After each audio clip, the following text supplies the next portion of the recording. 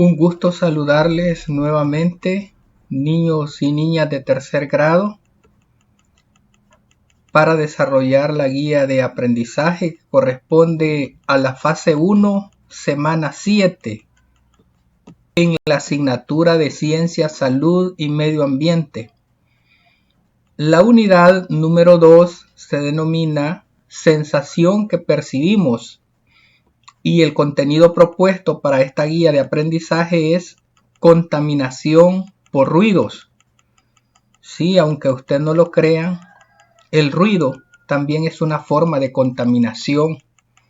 Y muchas veces nosotros no nos percatamos de que los ruidos que hay a nuestro alrededor contaminan y dañan nuestra audición y la armonía que debe de haber en los espacios públicos. Vamos a continuación entonces a leer el contenido de este interesante tema. La contaminación de los ríos, del aire y de los suelos no son las únicas que generan efectos perjudiciales para los seres vivos que habitan el planeta Tierra. La contaminación acústica o por ruidos es uno de los factores ambientales que provoca más problemas de salud. Y aquí podemos observar una imagen de una ciudad y se nos advierte que el tráfico es la principal fuente de contaminación acústica en las ciudades. En las grandes ciudades pues abunda mucho el transporte automotriz, es decir, los carros, los autobuses, etcétera.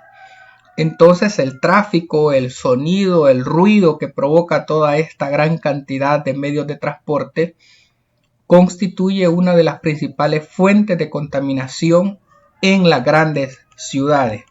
Pues bien, imagínate que estás detenido en la calle y escuchas a un conductor de bus tocar la bocina, una ambulancia deseándose abrir camino hacia el hospital, un grupo de obreros taladrando en la acera y un conductor muy impaciente tocando el claxon. Posiblemente el ruido te causaría dolores de cabeza. Las ciudades son el epicentro de la contaminación por ruidos, que aunque no podamos verla, es muy perjudicial para los seres humanos. Si los seres humanos nos vemos afectados por este tipo de contaminación, entonces los animales de la misma manera se ven perjudicados. Según estudios, la contaminación acústica produce un gran impacto ambiental y efectos adversos en la vida salvaje, ya que afecta los patrones de reproducción, la lactancia materna y puede contribuir a la extinción de algunas especies. Es decir, la contaminación por ruido es bastante perjudicial para los animales también. Veamos en qué consiste la contaminación acústica. Número 2. Es importante aclarar que no todo sonido es considerado contaminación sonora. Se suele llamar ruido a todo sonido desagradable o no deseado para quien lo escucha, lo cual depende de la sensibilidad de cada persona. La Organización Mundial de la Salud, OMS, define al ruido como cualquier sonido superior a 65 decibeles. dB, eso significa decibeles. Pero este ruido se vuelve dañino si supera los 75 decibeles y se hace doloroso a partir de los 120 decibeles.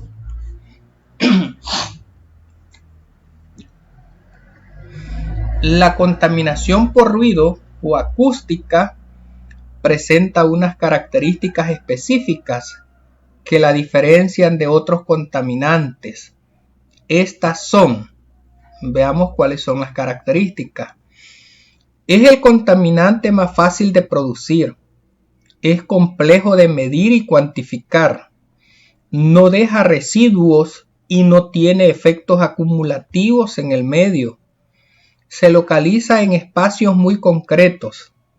Se percibe solamente en un sentido del cuerpo, el oído, lo cual hace subestimar su efecto.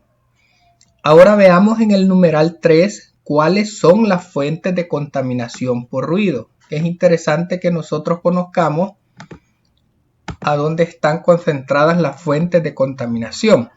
La contaminación por ruido puede tener su origen en múltiples fuentes. Enseguida repasaremos las que se consideran principales. Bien, veamos la primera. 3.1 Tráfico automovilístico. Miren la cantidad de carros que están transitando en esta ciudad. La principal fuente de ruido en las ciudades es la que generan los vehículos. Por ejemplo, el claxon de un coche, es decir, el pito que nosotros le llamamos, produce 90 decibeles y el del autobús 100 decibeles. Esa es una de las fuentes, el tráfico de vehículos. ¿Cuál es otra? 3.2 Tráfico aéreo. Y aquí vemos una imagen de aviones militares que están volando en este momento. El número de aviones que sobrevuelan una ciudad es inferior a la cantidad de automóviles que transitan en ella, pero su impacto es mayor. Un solo avión puede producir hasta 150 decibeles, lo cual es dañino para nuestros oídos. Afortunadamente, la distancia a la que se mueven o en la que vuelan los aviones, muy alejados de nuestra posición en el suelo, nos favorece. Sin embargo, algunas veces los aviones pasan bastante cerca de la población, entonces eso genera mayor ruido y es más dañino para nuestra salud. Veamos otro aspecto que afecta o contamina a través del ruido. 3.3 Las obras de construcción. Los proyectos de construcción que más predominan en El Salvador son los apartamentos, las viviendas horizontales y de comercio. La construcción de un nuevo edificio, un centro comercial o el reasfaltado de una calle provoca demasiado ruido. Por ejemplo, un martillo neumático suena a 110 decibeles. Y aquí vemos nosotros la construcción de edificios en las grandes ciudades. Un ejemplo de lo que se realiza ahí. Otro aspecto que contamina son los restaurantes y el ocio nocturno. Uno de los permisos que debe cumplir por ley algún establecimiento de ocio nocturno, como los bares, los restaurantes o las discotecas, este tipo de actividad comercial, se da más que todo en las ciudades. En las comunidades o cantones es menor la cantidad de ruido o de este tipo de actividad nocturna que se realiza. Es sobre la cantidad de decibeles que producen en una noche. A pesar de ser bajo en comparación con otras fuentes distintas de contaminación por ruido, la cantidad de horas a las que se somete puede llegar a ser perjudicial para la salud. En algunas comunidades, cantones o ciudades, pueblos, se acostumbra a realizar bailes o fiestas donde se llevan discotecas o equipos de sonido muy ruidosos. Entonces, esto es una de las formas de contaminación que más afecta a los pobladores que viven cerca de los lugares o de los espacios públicos donde se realiza este tipo de actividades. Veamos el 3.5, los animales. El ruido producido por un animal doméstico podría pasar desapercibido, pero los ladridos y aullidos de un perro, por ejemplo, pueden rondar entre los 60 a los 80 decibeles. Entonces, sobre todo en la noche, es un ruido perjudicial y que también cuando nosotros estamos expuestos mucho tiempo a ese ruido, puede dañar nuestro sistema auditivo. Bien, vamos al ponte a prueba. Aquí se nos presentan 5 preguntas donde nosotros vamos a poder señalar cuál es la respuesta correcta según la lectura que hemos realizado. Número 1. ¿Cuál es la principal fuente de contaminación por ruido en una ciudad? Eso lo veíamos al inicio y decíamos que era el tráfico vehicular. Esa es la respuesta correcta. Número 2. ¿A los cuántos decibeles se vuelve doloroso el ruido para el ser humano? Hablábamos que a los 120 decibeles.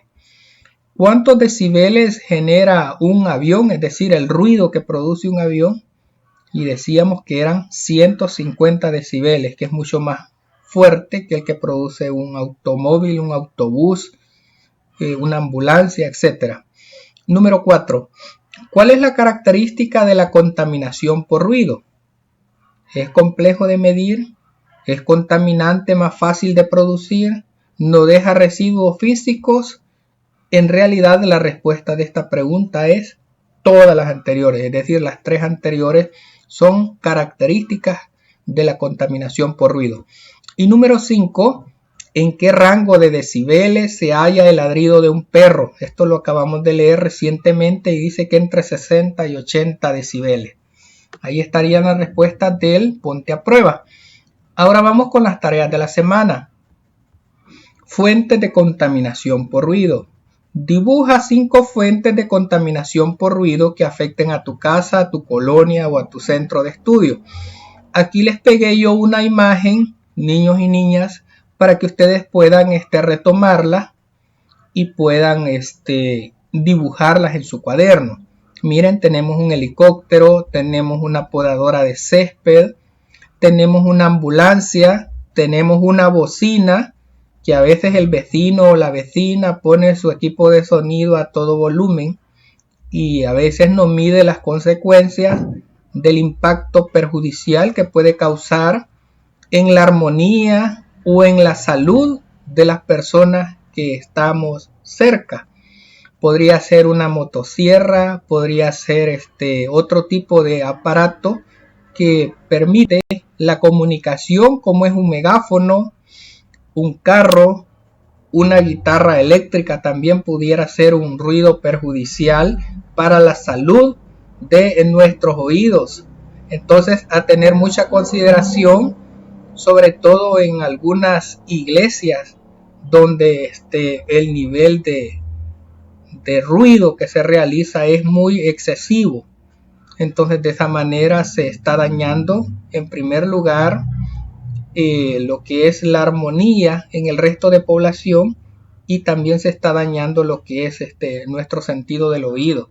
Así es que a tomar en cuenta todas estas consideraciones, en primer lugar cada uno de nosotros, y nosotros vamos a concientizar al resto de personas. Pregunta 2. Investiga cuántos decibeles generan las fuentes de contaminación por ruido del numeral 1. El numeral 1 que aparece ahí arriba y que nos habla de las fuentes de contaminación se refiere al tráfico vehicular.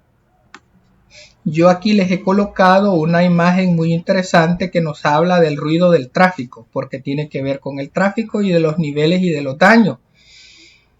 Más de 115 decibeles los daños son graves. De 90 a 115 decibeles estamos en zona de riesgo. De 75 decibeles estamos en el límite de la nocividad y hasta 80 decibeles no hay mayor riesgo. Estamos sin riesgo, ¿de acuerdo? Y aquí tenemos cuál es el tiempo de exposición sin protección al que nosotros nos podemos exponer sin que se produzca un daño.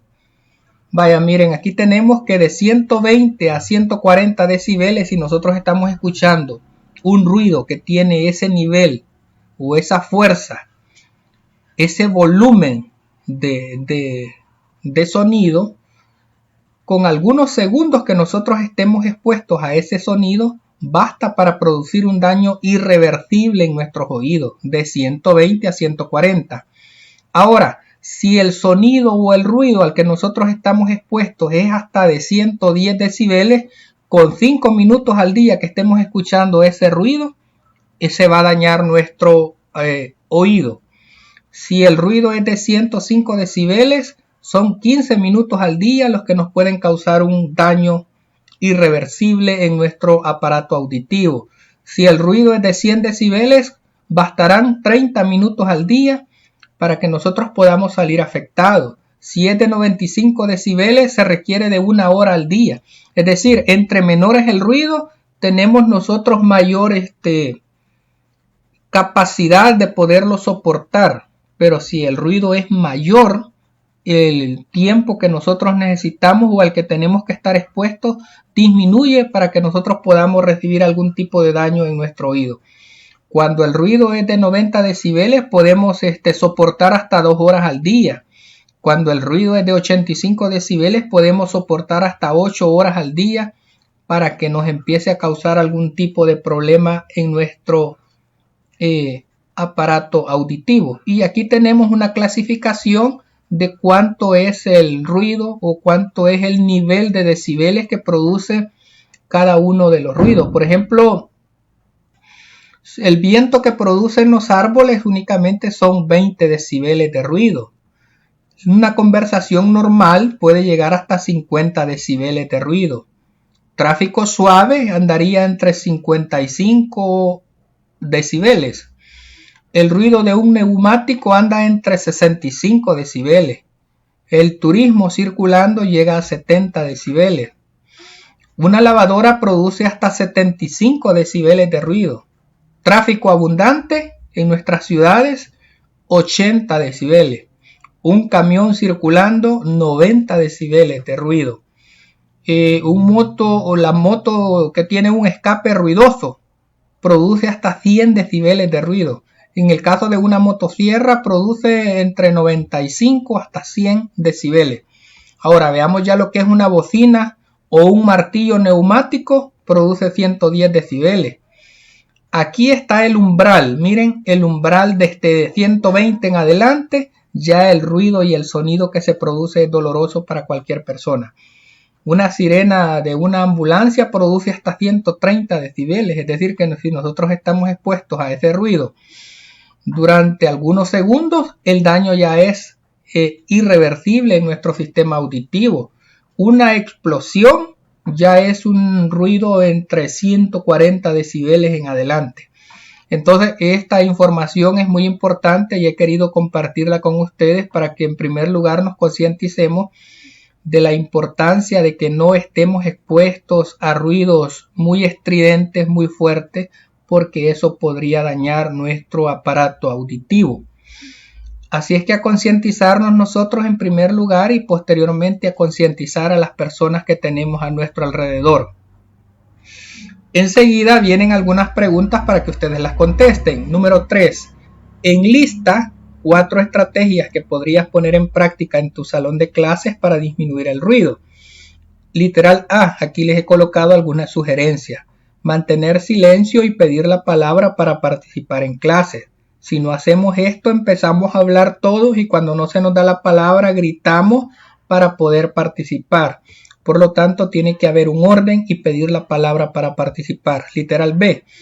Regular el volumen de implementos electrónicos cuando sea necesario su uso. A veces vamos a hacer uso de una radiograbadora, de una bocina, etcétera, y necesitamos hacer algún ensayo de algún punto artístico o de alguna actividad en el grado y tenemos que usarlo el volumen del aparato electrónico de forma moderada. Literal C. Evitar gritos en el desarrollo de juegos y actividades deportivas en los recreos. Generalmente los niños, las niñas en la escuela y que ya estamos próximos a incorporarnos nuevamente aquellos que tengan la autorización de sus padres para asistir. Cuando andamos en las actividades recreativas tendemos a gritar, a hacer mucho ruido, mucha bulla y a veces ese tipo de ruidos que nosotros generamos pueden dañar la sensibilidad de nosotros mismos en primer lugar, de nuestro sistema auditivo y de los niños y niñas que están a nuestro alrededor. Literal D. Moderar el sonido del timbre al momento de anunciar el ingreso y salida a clase.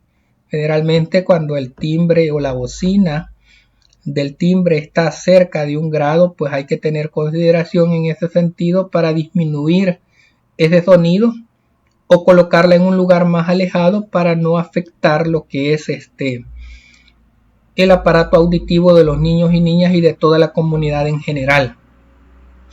Y la pregunta número 4 dice, explica el funcionamiento del equipo que se utiliza para medir decibeles. El equipo se llama sonómetro. Es un aparato electrónico capaz de medir el nivel del ruido y la presión sonora en un determinado ambiente. Los ruidos se miden en decibeles y estos sonómetros se encargan de detectar los niveles de sonido y permiten medir la contaminación acústica en ciudades o edificios. Miren, aquí tenemos varios ejemplos de cómo son los sonómetros y tienen aparentemente una especie micrófono que sirve para poder captar la intensidad del ruido o del sonido que están percibiendo. Así es que, niños y niñas, ha sido un gusto trabajar para ustedes, apoyarles en el desarrollo de esta guía de ciencia, salud y medio ambiente, y espero que las orientaciones que se les han brindado sean de mucha ayuda para ustedes, para sus padres, para la comunidad educativa en general, y muchas bendiciones para todos y todas. Feliz día.